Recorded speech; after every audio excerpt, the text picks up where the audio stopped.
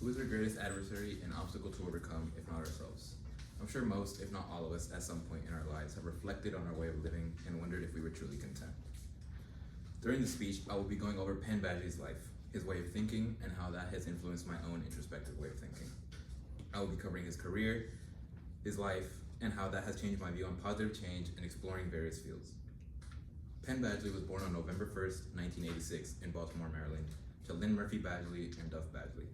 And although he was born in Baltimore, he would end up moving around a lot to places like Seattle, Washington, and Richmond, Virginia. And according to IMDb, it would be his time in Seattle where he would become involved with the Seattle Children's Theater, the Pine Nuts Players Community Theater, where he would develop his love and passion for acting.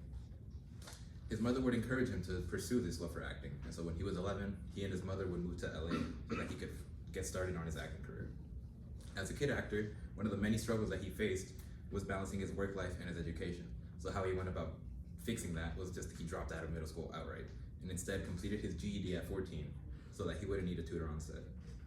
He would then begin attending Santa Monica College for a little bit, and although he was admitted to USC, he would actually never end up attending it, according to Showbiz cheat sheet.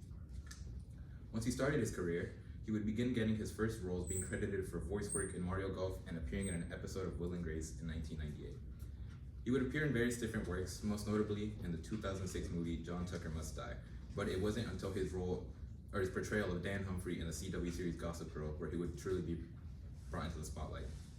After Gossip Girl, he would continue to take up roles, although he wanted roles that were more socially conscious as well as more challenging. This would once again put him in the spotlight with his portrayal of Joel Goldberg in the series You, arguably his most impressive performance yet. Penn Badgley would also co-found an indie band called Mother, where he would be the lead vocalist, as well as have his own podcast where he would talk about self-discovery and the journey through adolescence. It is the self-discovery that inspired me to look inwards onto myself for flaws I wasn't very happy with. Becoming more comfortable with myself has been a long time struggle for me ever since I was a kid. As I got older, I was unfortunately brought down by laziness and lack of motivation, something I'm sure a lot of us can agree is a huge inhibitor to our growth. So how exactly did I get to work on myself? Well, as I had mentioned previously, this was through self-discovery and looking inwards. I had to find what it was that I didn't like about myself and the flaw, and this was that I wasn't happy with my self-image and the way that I felt about myself. And instead of positive reinforcement, oh, I can get better, oh, I will learn to be more happier with myself, it was rather the harsh critiques about myself that got me to do something. For if I hadn't villainized these things and truly pointed out and realized the severity of them, I likely wouldn't have done something about it. As I continue to grow and learn, I thought of what ways can I apply this introspective thinking to other parts of my life.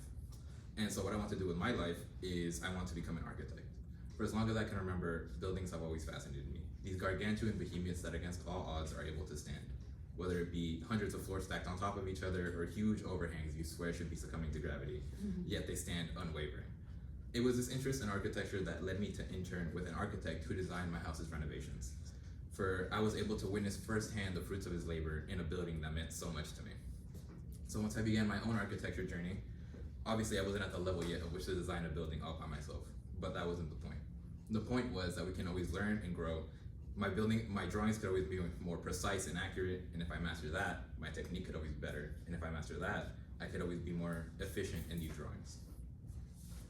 As this speech draws to a close, I hope you were able to learn more about me and my pursuit of positive change, and how I was inspired by Penn Badgley's career, and how I was inspired by his mind and his way of thinking, and developed my own introspective way of thinking.